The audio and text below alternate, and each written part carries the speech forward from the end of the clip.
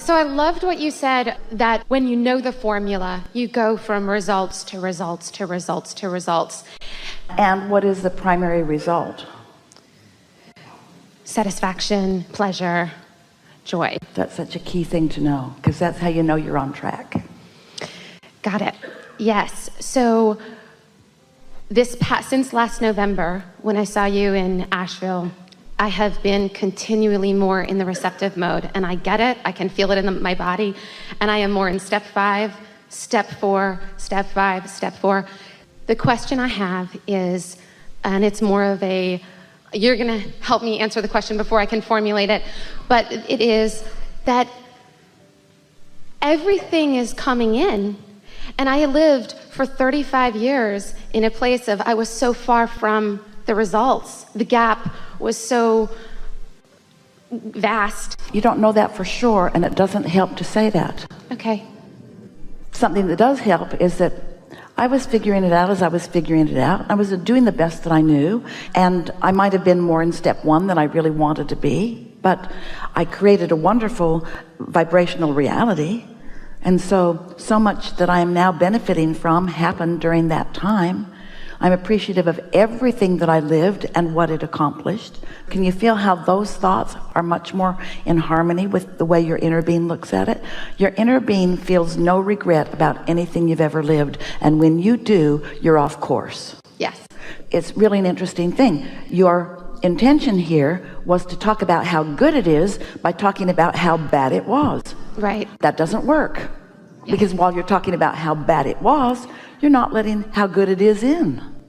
But we're just saying what we were talking about earlier today is expectation. And so we're not trying to stifle anything that you're saying. We just want you all to be aware of when you're communicating or thinking or focusing, from what expectation are you offering it? And this is the question that we've been asking you lately. You may have even heard it last time we were together, is under what influence am I? Am I under the influence of source, which is what meditation accomplishes?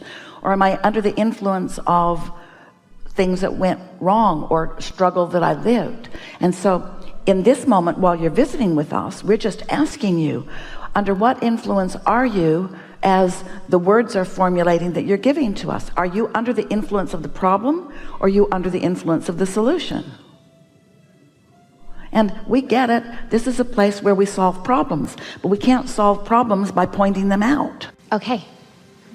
So starting again, from the place of the solution, it is so good. I don't have any plans. I have goals, but my plans are in the process of being realized by me. I know my plans have been made because I believe my vortex is real. And I know that my inner being knows the path of least resistance from where I am to where I'm going. So I know that those plans are all in place.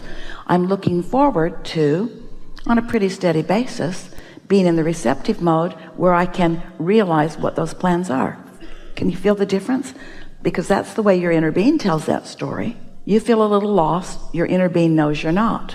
Your words were about not knowing where to go exactly. In other words, your words demonstrated a feeling of insecurity. Did you hear it? Insecurity. Well, you can't stand in a place of insecurity and be in the receptive mode. So if you're standing in a place of insecurity, take a nap.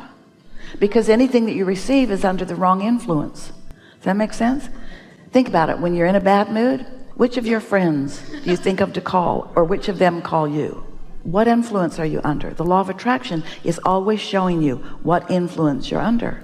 And so if you're under the influence of something other than source, you might want to take a nap or meditate or do some segment intending. That gets out ahead of it too. So we're happy to hear you. So the piece is, when you get better at this, in my day, I feel in the receptive mode. Often. I feel real-time thoughts turning into things. Yeah. Often. Yesterday, several examples. Okay, so my hands are in the clay. Ding, ding. I feel it.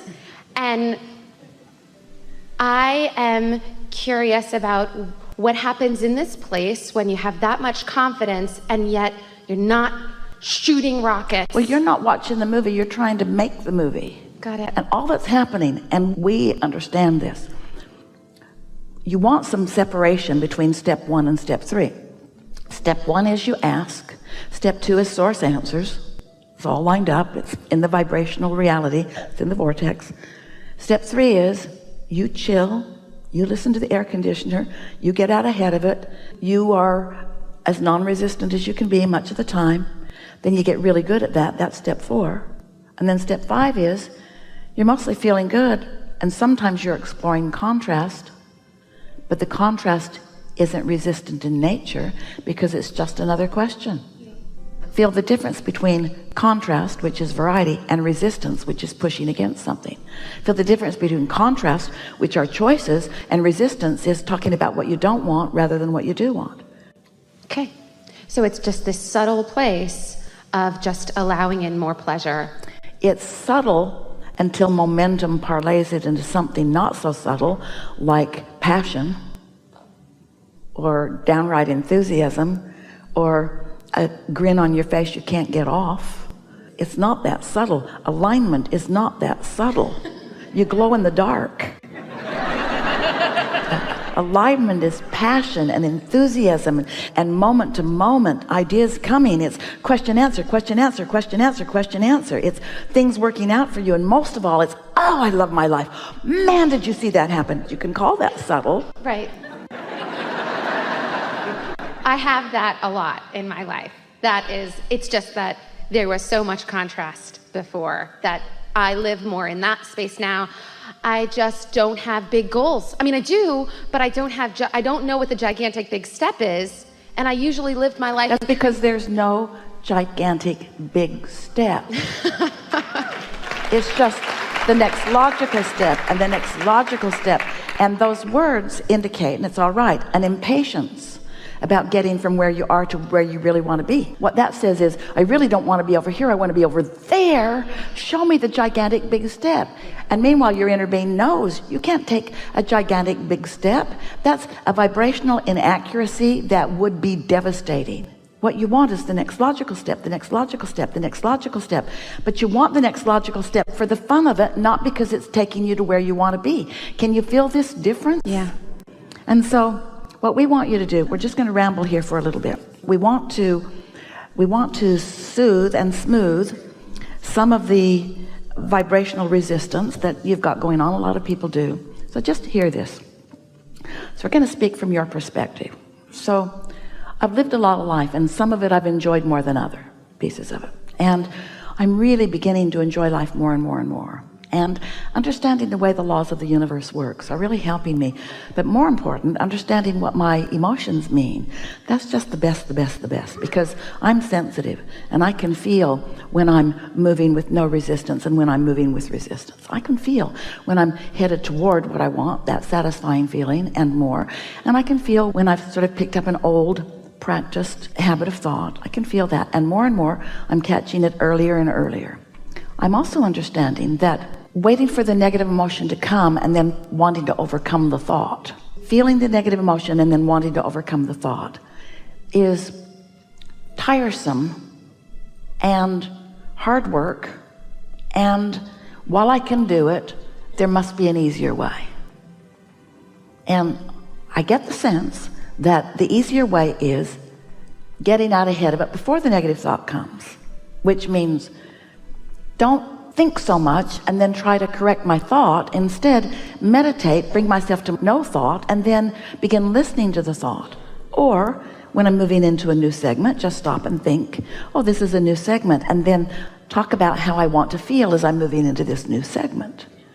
I want to feel fun. I want to feel the harmony of the humanity of life. I want to notice lovely things in other people. It's so easy to just positively anticipate if you haven't been negatively anticipating just now. So make it easy for yourself. Meditate early in the day, segment intend as best you can, and don't try so hard to make this about thinking. Let it be about receiving a thought. Now, let's chew about this. If a tree falls in the forest and there's no one there to hear it, did it make a sound? No, it didn't. It didn't make a sound. Oh, it made a vibration. But there was no sound unless there was a mechanism, an eardrum, that could translate the vibration into something meaningful to the perceiver of the vibration. You get how that is?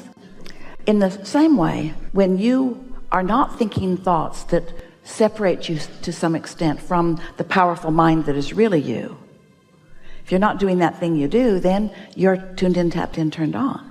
And when you are tuned in, tapped in, turned on, then those thoughts are flowing about everything that matters to you, because you've lived life and you've let the universe know, you've let your inner being know. We all don't just know it. We are standing in the vibrational equivalency of it. We are experiencing the attraction of all the cooperative components in their vibrational form, which is so satisfying to us. But you are the one who's going to allow the vibrations to turn to things that you can then witness. But if you need to see the things before you acknowledge the vibration, then you don't get there, because when you look for the things that aren't things yet, then you get off on a wonky vibration that doesn't let you perceive the becoming of the things. And it's the becoming of the things that is so much fun. You are a creator wanting to create. You are also the creation, but it is the experience of becoming that is what life is all about. You're not ever going to get it done. You're not ever going to say, well, I did it and now I'm done. That's not ever going to be. So once you begin letting what you're reaching for be the process of becoming rather than the thing that has become, then everything starts to shift for you. So now we'll put it into your words. I like my feeling of becoming. I like the data that comes. I like feeling what influence I'm under. I like deliberately and consciously using my guidance system. I like knowing I'm tuned in, and then I like the impulses that come. I like following those impulses and watching them lead to something more and something more. I love to get on the thread of pleasurable unfolding. I adore watching the universe working things out for me. I can say that better. I adore being in the receiving mode of what the universe has already worked out for me. I'm so happy to give over the responsibility of it becoming. I realize I did that responsibility in step one. I did my work. Don't want that, must want that, don't want that. Yeah, I really want that, don't want that. Prefer this, prefer this, prefer this. I did that work. That work's been done, and others got in on it, and now it's becoming. And the same way, I don't have to lie in bed at night and focus upon the reproduction of the cells in my body. I'm surprised that here I still be.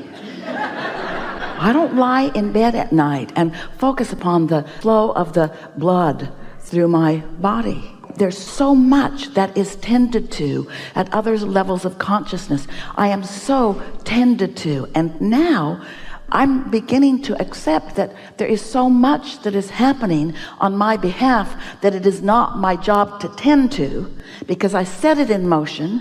The universal forces are tending to it, and now it's my job to hear the tree fall in the forest.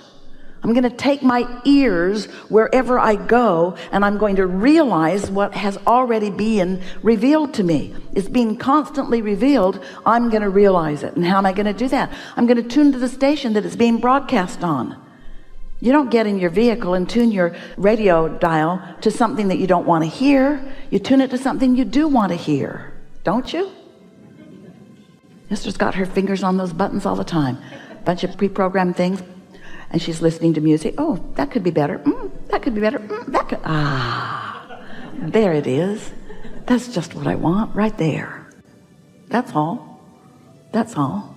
And can you feel that feeling that you had when you first sat down of, got to figure this out so that I can do it, has evolved to, I'm already doing it. I'm going to chill so that I can realize that I'm already doing it. I'm already doing it. No one's testing me. There's no possibility that everything I want isn't mine to have. There's no risk or chance here. I'm remembering when it felt like that, but I was operating under a whole other criteria. Now I know what's going on, and now I trust this process, and now I expect this process to yield to me evidence of my evolution in understanding.